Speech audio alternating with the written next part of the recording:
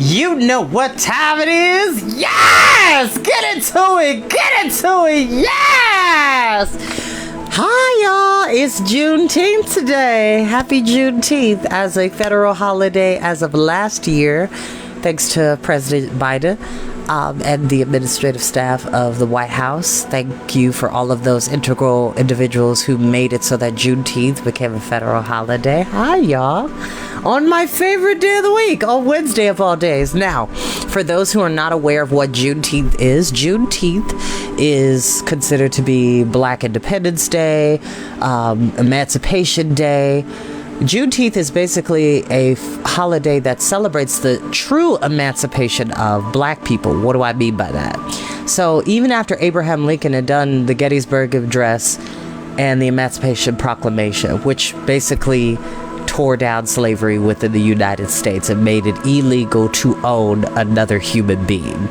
However, it was 2.5 years before the U.S. Army came into the Deep South to let slaves know and to enforce the new federal laws and policies that it was inhumane and federally illegal to own another person, to own Black and brown slaves. 2.5 years, y'all. 2.5 years after that address, it wasn't until that time that Black and brown people realized that they were free by right of the law, by the government, and so on. And so the reason why we celebrate Juneteenth is not only to commemorate and give homage to the sacrifices, the blood, sweat, and tears, and achievements, and just protesting, letters, writing, poetry writing, underground railroads, trafficking of humans to a safer place up north or even to Canada even, to fight and scrimp and save and hide and to find means of freedom. We celebrate those lives. We celebrate people like Sojourner Truth, Ida B. Wells, Martin Luther King Jr., Malcolm X, George Washington Carver, Mahalia Jackson, W.E.B. Du Bois, Harriet Tubman, Nat Turner, Alex Haley and his contributions with the Roots books. There is something to be said about the immense amount of trauma and hardship that people who look like me went through. And there is still a lot of work to be done. So we celebrate today the freedom for not just all people, but for all Black and brown people. And we still fight for those freedoms even in 2024, because there are people who don't like people that look like me, or maybe darker than me, my highly melanated kings and queens and brothers and sisters who are blessed by the sun. And baby, let me tell you something. Just because I'm light skinned does not mean I'm afraid to be out in the sun. I love when I tan up. I love it. Love all of the, well, you can't really, actually, you kind of could see. So there's my natural skin tone. This is me tanned up. I don't know if you can tell the difference. There's a bit of a line.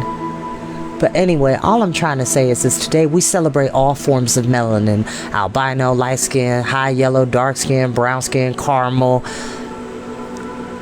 We celebrate. We celebrate the contributions of Black and brown slaves of this country. We celebrate the contributions of Afro-Latinos in this country and in other parts of the world. Juneteenth is a day of celebration, baby, and we're gonna be celebrating today by doing things that we deserve as a people: going out, cooking out, having a picnic, reading, watching a film together, or watching a biopic or reading an autobiographical novel about somebody and their contributions for that fight for freedom.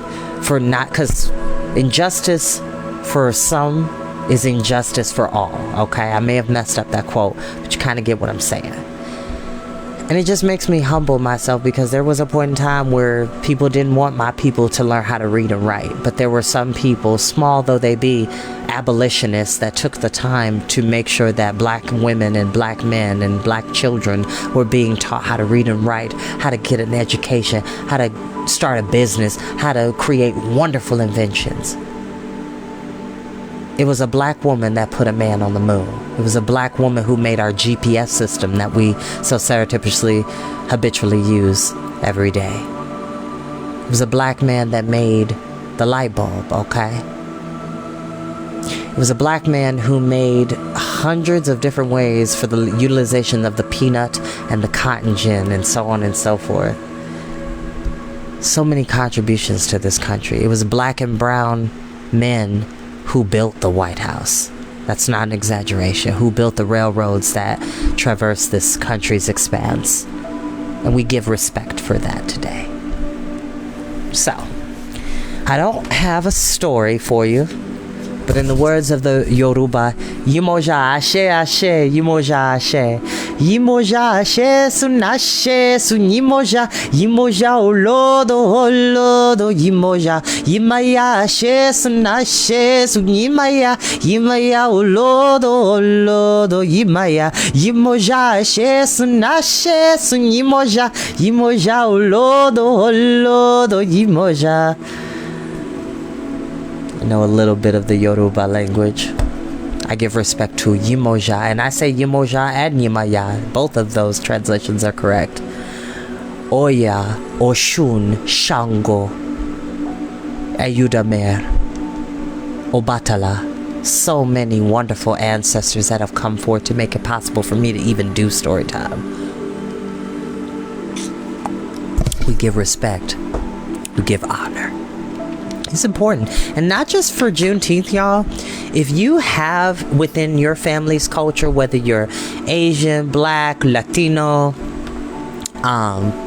Polynesian, Native American, Slavic, Gaelic, or Celtic, or Norse background, everybody around this world, with the exception of a few communities, has deep historical culture, and it deserves to be celebrated. So however you do that, comment below, like, what do you do with your families to celebrate some huge cultural events in your life? For me, I'm going to the store, make me some collard greens with some turkey necks, no pork, because I don't do pork. But yeah, I'm excited. But without further ado, we're going to go ahead and continue our reading of Prince Jen, as he's met a new friend named Chincho, who is a marvelous painter. We're going to see what happens next. And no, I don't own the music that you're listening to in the background, which is brought to you by Spiritual Cleansing Meditations, bringing that high hertz, high level energy to our reading. Because last time we were here, Prince Jen and Chincho were heading to the town of Peng-Er. And unfortunately, the inn that they were about to go in, the landlord is like, hey, everybody needs to leave. Everybody needs to get out right now while you still can. And they're kind of confused because everybody seems to be in a hurry to gather all their things and rushing to and from and here and there. It's kind of a confusing confuscation of people. So we're going to see what's going on. Chapter 20. Pebble and Avalanche, meeting with an old enemy, parting from a new friend. Be off, cried Chincho. Off nowhere till we have our dinner. The landlord paid no further attention and went back to tearing his hair and yelling at his servants to pack up all they could carry. Some local men and women had come into the eating room where they had stood talking urgently among themselves. While Chincho still protested at missing his dinner, Jen hurried to ask them the cause of such an alarm. Where have you been all day, living on the moon? Retorted a big-framed peasant whose name Jen learned was Chang. My older brother brought me word this morning. The Yellow-Scarf King's riding with his advance guard, so the rest of his army isn't far behind. I reckon he'll be here in 2 days' time at most. Jen questioned Chang more closely, gathering from his account that Natha meant to take Peng-Er for a winter headquarters. I say let him have it, put in one of the villagers. Our officials didn't waste time scuttling off, so neither will I. That yellow scarf devil won't find me here. Ha ha! I'm sure he won't, you turtle, one of the peasant women flung out at him. Turn tail, the lot of you. Don't stand up to him. No, don't give that a thought. Here now, he doesn't speak for all of us, Chang said. I'd stand up to him if any stand with me. Against a natural man I would, said a farmer. He's no human being, he's all devil. That's what I've heard, and that sword of his, he got it from the king of devils himself. He's a man, no more, no less than you are. Actually, I messed that up. That was Jen talking, not Chang. He's a man, no more nor less than you are, Jen broke in. He turned to Chang. Any to stand with you? I will. Hear that? Exclaimed the woman. This fellow's a stranger, but he puts your own men to shame.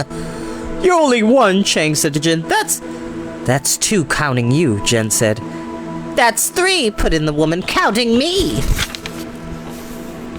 There's enough of you, Morning Dove, to make three by yourself, a villager called out to her. Best go back and tend your chickens.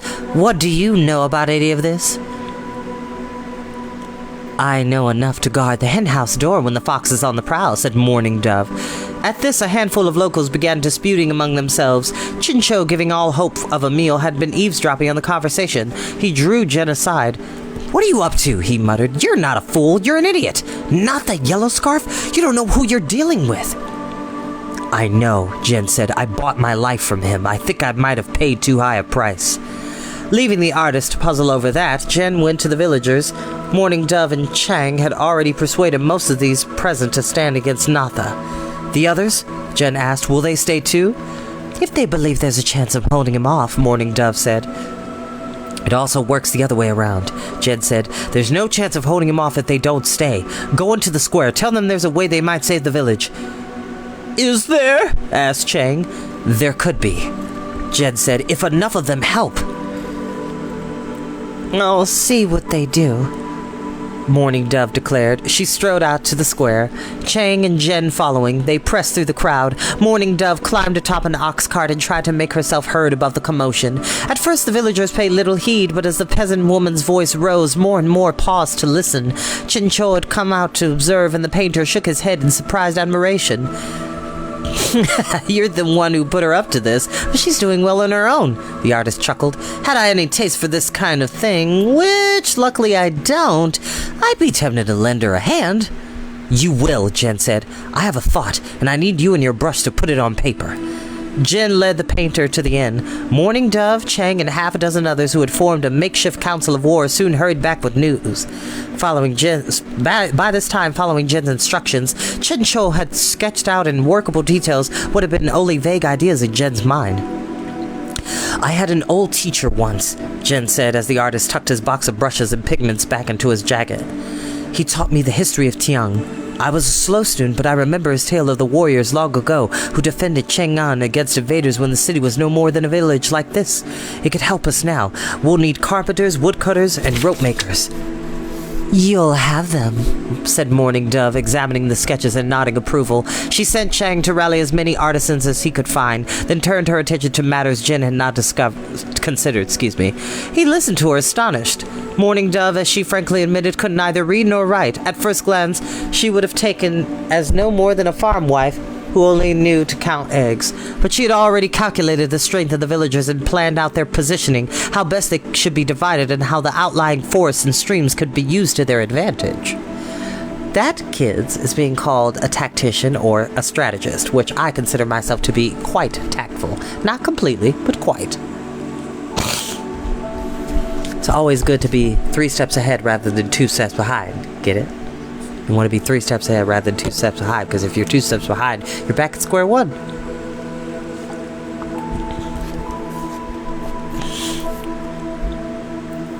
She had guessed at the number of Natha's advance guard and the path they would most likely follow. I know a general, Jen remarked to Chincho. The best of warriors. I doubt that he'd have done better. First you say you know the Yellow Scarf King, replied Chincho. Now a general? Honorable ragbag. Allow me to ask, who the devil are you? If I knew for certain, Jen said, I'd tell you. Jen sat astride the horse he had asked for. Morning Dove had given him the best in the village. In the first raw light of dawn, he huddled the quilt around his shoulders. He'd asked for a weapon as well, and Chang had found a blade from the abandoned yamen. It would serve. He had put Huan Ming's sword in Natha's hands. he would have it back again. The horse whickered and blew white smoke from its nostrils. Chincho and a party of villagers stamped their feet and beat their arms against the chill. All day and all night, the artisans of Pingair had worked to build wooden frameworks bristling with long, sharpened poles wrapped in oil-soaked straw. Dozens of such barriers had been hidden along the forest fringe, at every pathway leading toward the village. At other gaps, the folk of Pingair had hewed down trees, piling trunks and branches into dense barricades.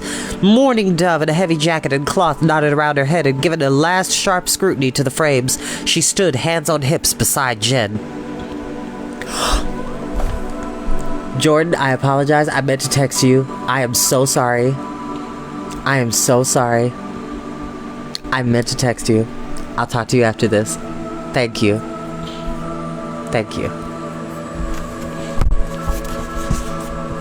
I love you so much. I meant to text you back, and my days and weeks have flown by, and I'm so sorry.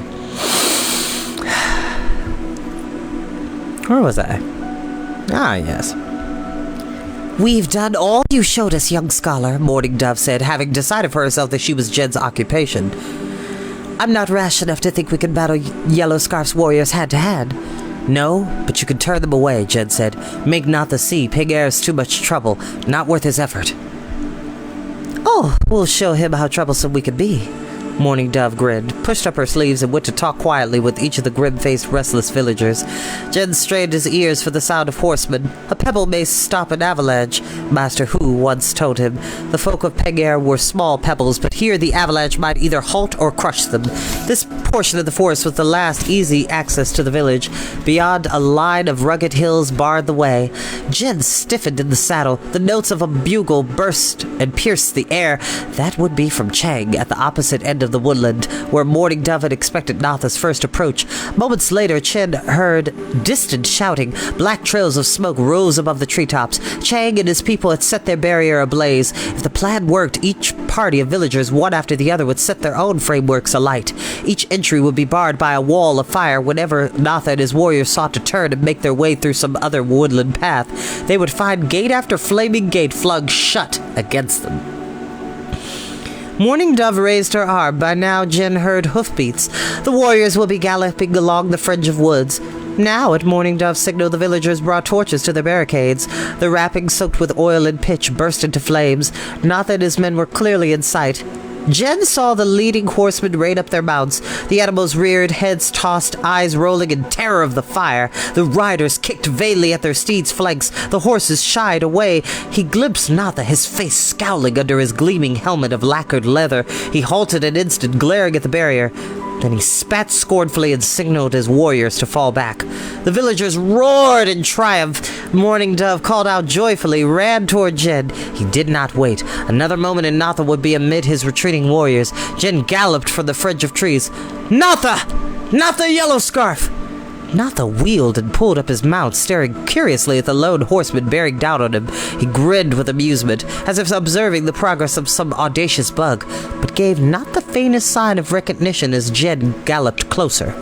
Gripping his blade, Jen pressed on. With a movement almost leisurely, Natha drew his sword. Jen plunged headlong, only at the last moment wheeling his horse broadside of Natha as he swung the blade with all his might. Natha's sword flashed quicker than Jen's eyes could follow. There was a grating clash of blade on blade. Jen cried out as the shock numbed his arm. His weapon had been cut in two. He stared at the useless hilt in his hand. Natha raised his sword again. Jen heard hoofbeats behind him and someone shouting at the top of his voice. A rider drew up beside him. Chincho. Get back, Ragbag! The painter snatched at Jen's bridle. Natha, surprised for an instant, hesitated, then swung up the sword again. Chincho's hand darted into his jacket. He snatched out his paintbox and flung it straight at Natha's face. The Yellow Scarf King's head jerked back. His sword stroke wavered the fraction of a moment. Then he slashed at the makeshift missile, his blade moving so swiftly the wooden container scattered into a blur of splinters. Chincho by then kicked his own horse and Jen's into a gallop and then sped for the safety of the woodlands. Without so much as a backward glance at this pair of annoying gnats, Natha turned his steed and cantered to rejoin his departing warriors. "Ragbag, you are a splendid simpleton," Chincho remarked as they gained the skirt of trees. "I take it you had a score to settle. It must have been a large one, but you're an idiot if you thought you'd take him on by yourself." "I did once," Jen said, "and failed. Now failed again." He flung away the shattered sword. "No matter. I should thank you for saving my life, whatever that may be worth." "There's enthusiastic gratitude," Chincho said. "All right then. You're welcome." They rode back to Pangair with Morning Dove and the villagers rejoicing that Natha had turned away to seek a less troublesome target. Jen paid little heed to the festive crowd in the square. He retrieved his bundle while Chincho gathered up his papers and an umbrella. When he asked where the painter would go next, Chincho shrugged. "I'd have stayed here a while," said the artist. "There were a few more scenes I wanted to do. Your yellow scarf friend has made more or less put me out of my occupation. That sword of his turned my brushes into matchwood, but I'll find others." "You already have." Jen undid the bundle, which had grown small and light by now. Unhesitating, though with a half-smile of sadness, he put the satinwood box into the painter's hands. "Here? What's this?" Chincho exclaimed. "What's a fellow like you doing such a thing? Are you also a painter and never let on?" Jen shook his head. "I had it for another purpose. I think you can make better use of it." Chincho opened the box to examine the brush, ink stick, and ink stone. "Honorable Ragbag! I can tell you're no artist, or you never parted with this. Wonderful! Look here. Have you the least idea what these are?"